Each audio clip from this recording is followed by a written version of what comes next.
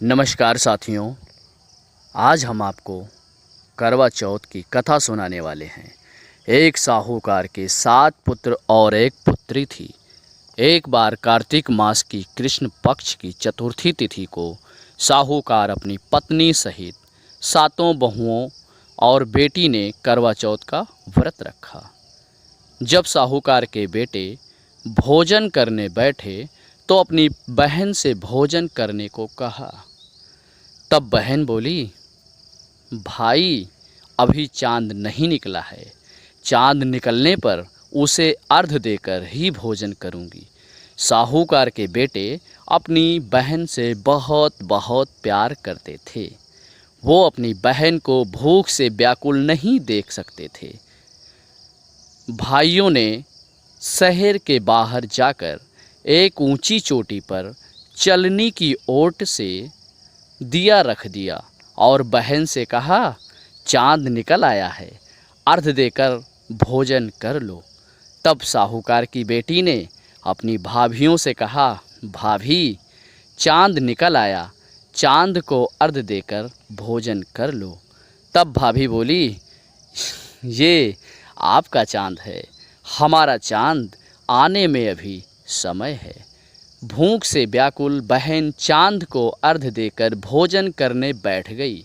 जैसे ही बहन ने पहला निवाला खाया तो उसे छींक आ गई। दूसरा निवाला खाने ही वाली थी कि बाल आ गया।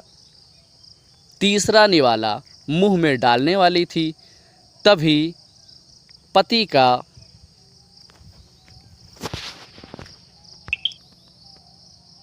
बहन तीसरा निवाला मुंह में डालने वाली थी कि ससुराल से उसको बुलावा आ गया कि आपके पति बहुत बीमार हैं, आप जिस हालात में हो तुरंत ससुराल पहुंच जाओ। बेटी को ससुराल विदा करने के लिए जब माँ ने बक्से में से कपड़े निकालने लगी तो उसके हाथ में एक बार काला कपड़ा आया, फिर हाथ डाला तो फिर सफ़ेद कपड़ा आया, फिर हाथ डाला तो फिर काला कपड़ा आया। इसी क्रम में कभी काला कपड़ा मिलता, कभी सफ़ेद कपड़ा मिलता, कभी काला कपड़ा मिलता।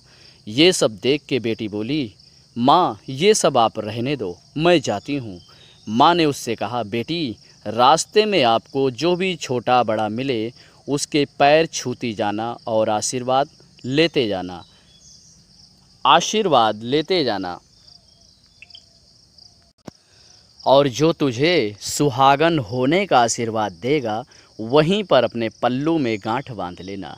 बेटी ने हामी भरी और रास्ते में जो भी मिलता पैर छूती चली गई और लोग उसे आशीर्वाद देते, ससुराल का सुख मिले, सुखी रहो, पीहर का सुख देखो, ये सब आशीर्वाद मिलता। और चलते चलते जब वह अपनी ससुराल पहुंची तो दरवाजे पर छोटी ननद खेल रही थी। वह अपनी ननद के पैर छुए तो ननद ने भाभी को सदा सुहागन रहो और पुत्रवती होने का आशीर्वाद दिया।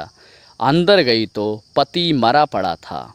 बहू ने अपने मरे हुए पति को जलाने के लिए नहीं ले जाने दिया और बोली, मेरे लिए एक अलग से झोपड़ी बनवा दो, और वहीं अपने मरे हुए पति को लेकर रहने लगी। रोज़ सासू बची खुची बासी रोटी दासी के साथ भेज देती और कहती, जा मुर्दा सेवनी को रोटी दे आ। थोड़े दिन बाद माघ की तिल चौथ आई और बोली, करवा पिला तू, करवा पिला, भाइयों की प्यारी करवा पिला, दिन में चांद देखने वाली करवा पिला। जब वो बोली, हे चौथ माता, मेरा उजड़ा हुआ सुहाग तो आपको ही बनाना पड़ेगा, मेरे पति को जिंदा करना ही पड़ेगा, मेरी गलती का मुझे पश्चाताप है। हे माँ, मैं आपसे माफ़ी मांगती हूँ, मैं आपसे क्षमा मांगती हूँ। तब चौथ माता बोली, मेरे से बड़ी बैसाखी चौथ माता आएंगी, वो तुझे सुहाग देंगी। इसी तरह बैसाखी चौथ आई और उसे कहा कि भादवें की चौथ तुझे सुहाग देंगी। तब कुछ महीने बाद भादवें चौथ माता स्वर्ग से उतरी और वहीं सब बातें कहने लगी। तब उसने चौथ माता के पांव पकड़ लिए। चौथ माता बोली, तेरे पर सबसे बड़ी कार्तिक की भी करवा चौथ माता हैं, वह वही नाराज़ हुई हैं तुझसे, इसलिए तू उसके पैर मत छोड़ना, वही तेरे सुहाग को अमर कर सकती हैं। यदि तूने उसके पैर छोड़ दिए तो कोई भी तेरे पति को ज़िंदा नहीं कर सकता। कार्तिक का महीना आया, स्वर्ग में चौथ माता उतरी। चौथ माता आईं और गुस्से में बोली, भाइयों की बहन करवा ले, दिन में चांद उगाने वाली करवा ले, घाड़ी भुखाड़ी करवा ले, व्रत बांधनी करवा ले। तब शाहूकार की बेटी ने पैर पकड़ लिए, वह विलाप करने लगी, ज़ोर ज़ोर से रोने लगी। चौथ माता, मेरा तो व्रत भंग करने के कारण उजड़ा है, मेरा सुहाग उजड़ा है, मैं नासमझ थी, मैं नादान थी, मुझे इतना बड़ा दंड मत दो। तब चौथ माता बोली,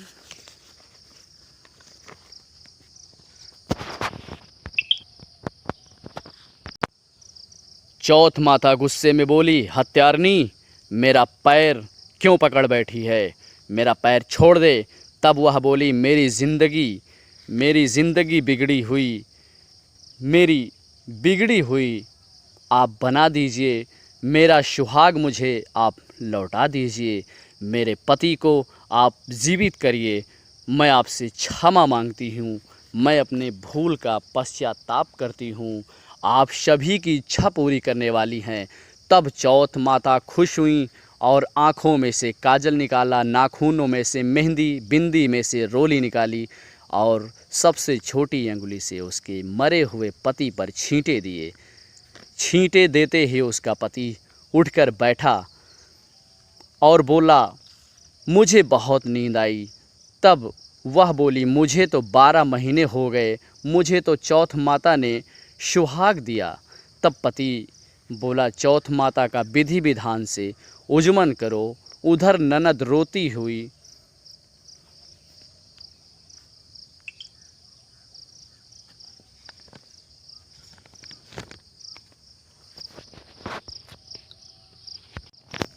भाभी को आज ना पाकर बल्कि आज खुश देखकर उसे बड़ा अचरज हुआ। वह देखी कि मेरी भाभी तो आज किसी से बातें कर रही हैं।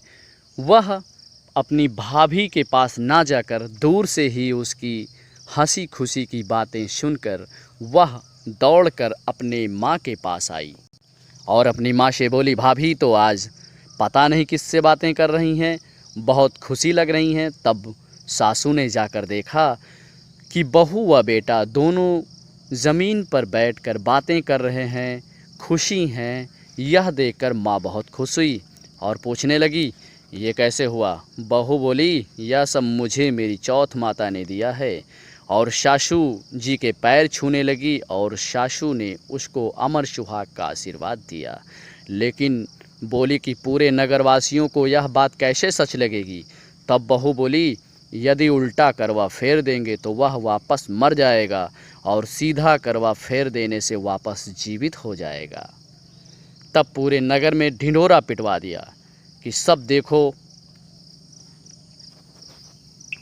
सारे नगरवासी, दूर दूर से पूरे गांववासी, नगरवासी वहां पर एकत्रित होने लगे और सारे नगरवासियों के सामने सीधा करवा फेरते ही उसका पति जिंदा हो गया। दूर खड़े हुए पति पत्नी का गठबंधन जुड़ गया और यह सब चौथ माता का चमत्कार सारे नगरवासी मानने लगे। चौथ माता का व्रत पुरुष की पत्नी, बेटे की माँ सभी को करना चाहिए। इससे उनके पति की लंबी आयु होती है। 13 चौथ करनी चाहिए। चौथ माता जैसा शाहूकार की बेटी का सुहाग उजाड़ा है, वैसा किसी के साथ नहीं करना, किसी का सुहाग नहीं उजाड़ना। जैसा वापस उसका पति जीवित किया, वैसा सभी का करना। कहने सुनने वालों को और हुंकारी भरने वालों को सभी की मनोकामना पूरी करना। बोलो मंगल करणी दुख हरणी चौथ माता की जय।